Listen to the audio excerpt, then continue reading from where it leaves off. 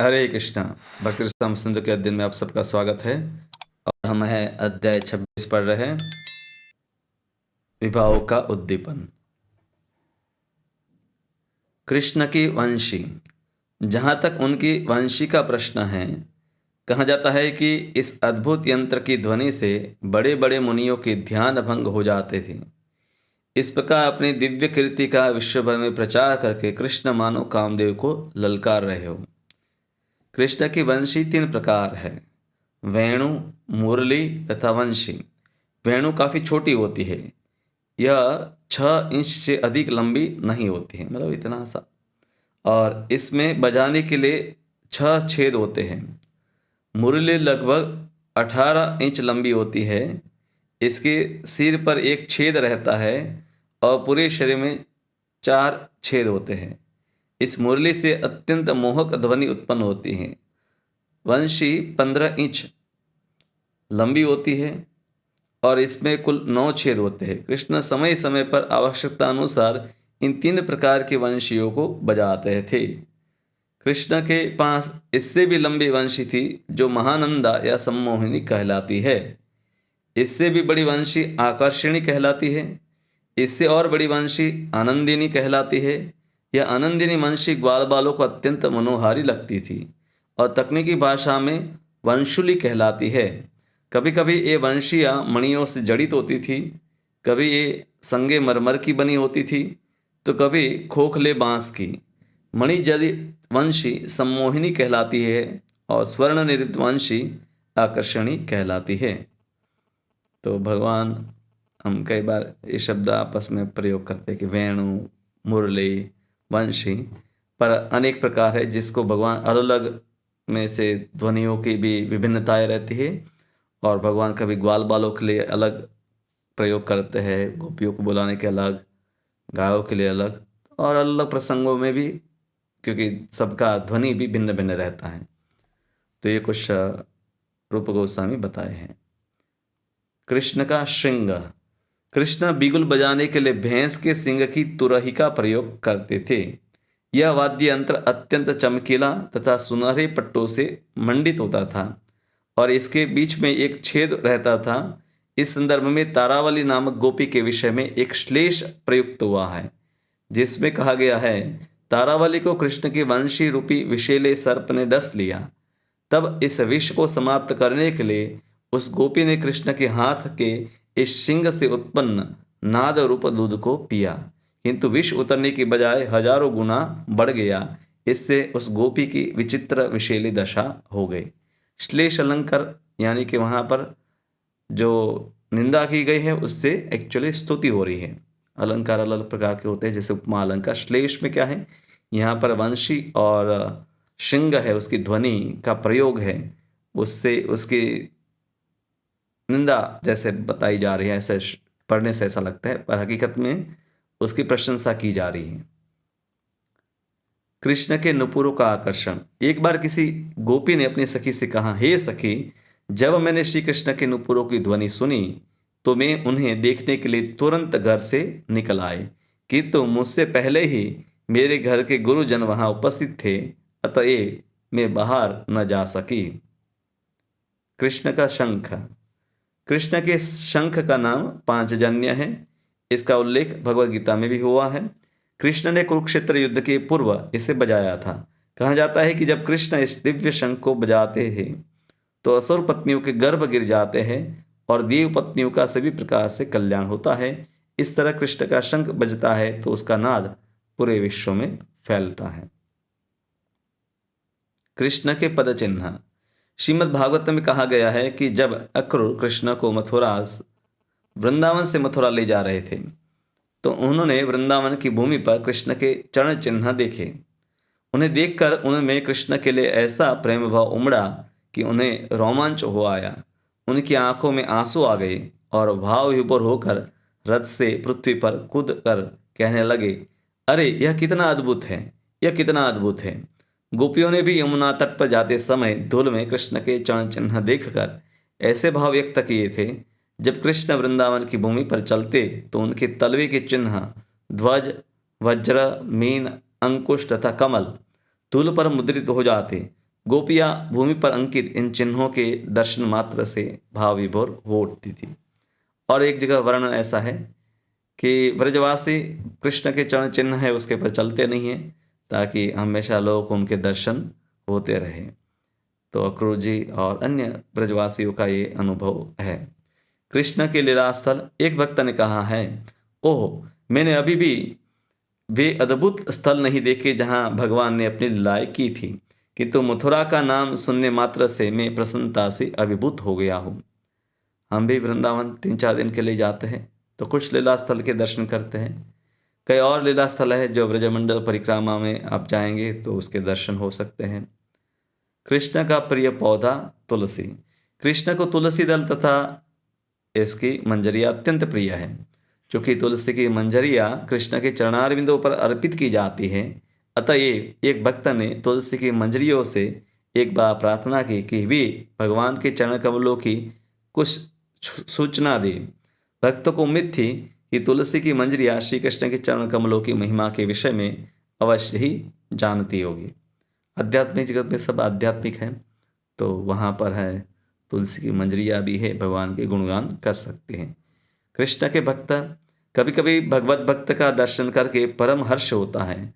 जब ध्रुव महाराज ने नारायण के 2 पार्षदों को अपने पास आते देखा तो वे आदर एवं भक्ति के वशीभूत होकर तुरंत खड़े हुए, उनके समक्ष हाथ जोड़कर खड़े रहे। किंतु भाव प्रेम के कारण वे उनका उचित स्वागत नहीं कर पाए, क्योंकि भाव से ही अभिभूत हो गए थे।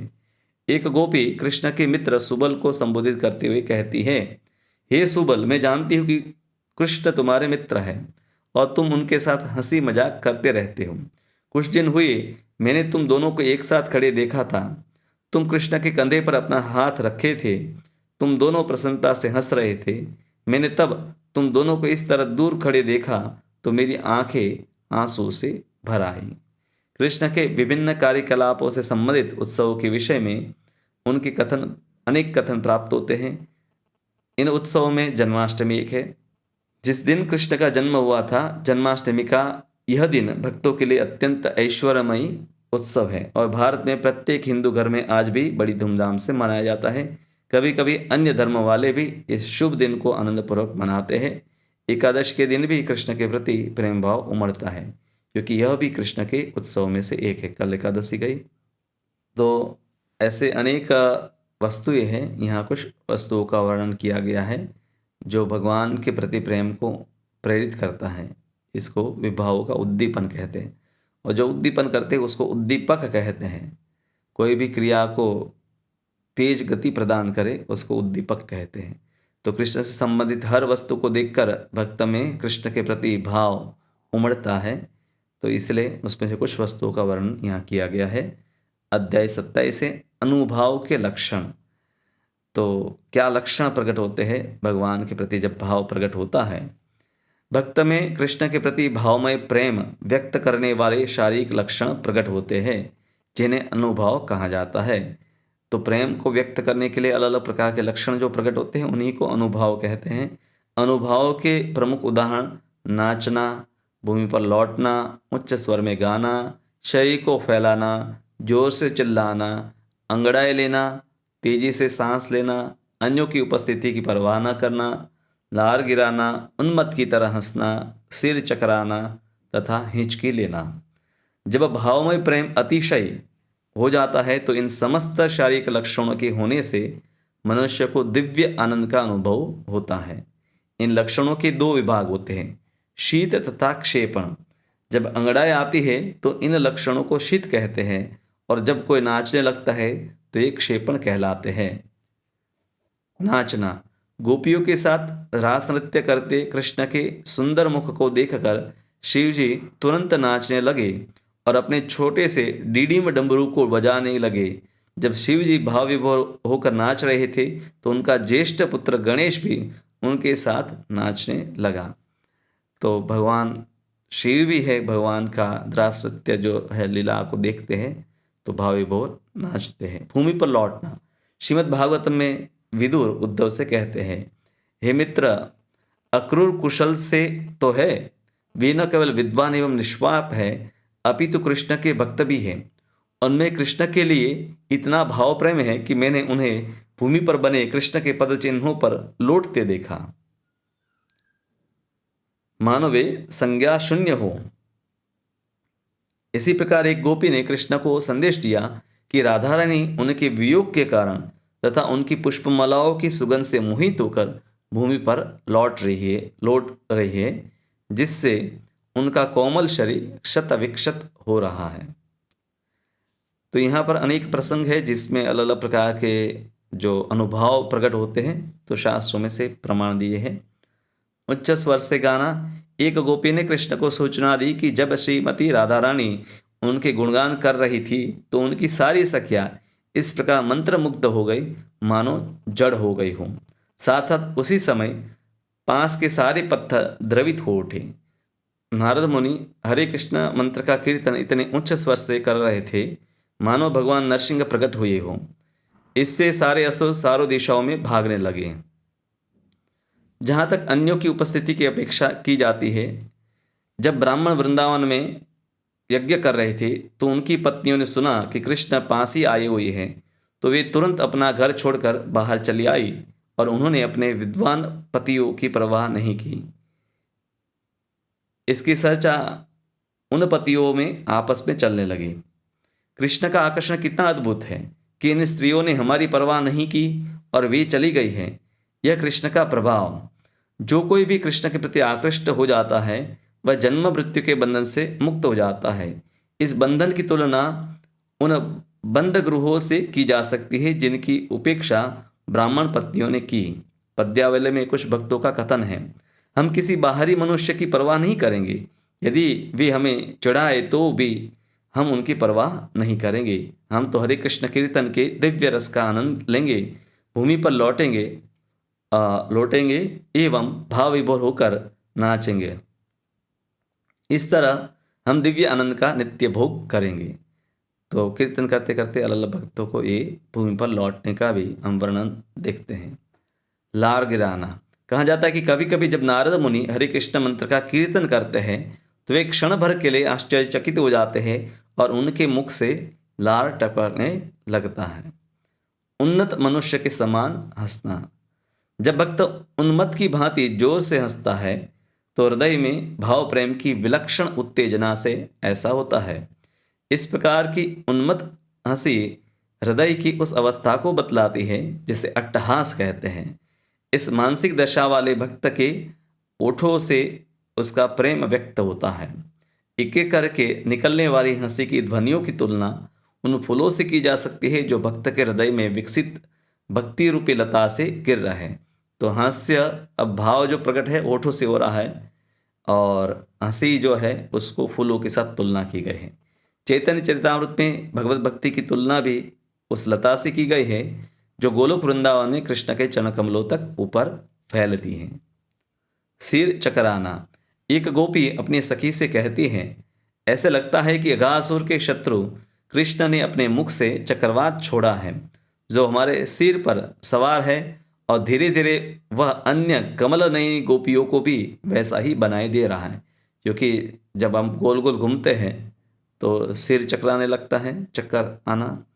तो गोपियाँ कहती है कि भगवान ने जैसे चक्रवात छोड़ा है, क्योंकि उनको देखने मात्र से ही गोपियों का कई बार सिर चकराने लगता है। हिचकी। कभी कभी हिचकी भी कृष्ण के भाव प्रेम का लक्षण बन जाती है।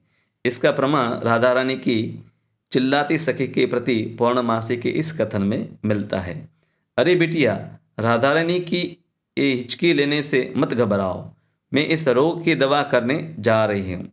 तुम जोर से मत चिल्लाओ, यह हिचकी अजीर्ण के कारण नहीं है, यह कृष्ण के प्रति भाव प्रेम का चिन्ह है। मैं इस हिचकी का तुरंत उपचार कर दूंगी, तुम चिंतित मत हो। पौर्णमासी का यह कथन इसका सबूत है कि कृष्ण के प्रति भाव प्रेम का प्रागट्य कभी कभी हिचकी के रूप में होता है। कभी कभी कृष्ण के प्रति भाव प्रेम की प्रतिक्रिया में सारे शरीर में कंपन होता है और किसी भाग में रक्तस्राव भी होता है, किंतु ऐसे लक्षण विरले ही प्रकट होते हैं। अतएव श्रील रूप गोस्वामी इनकी चर्चा नहीं करते हैं।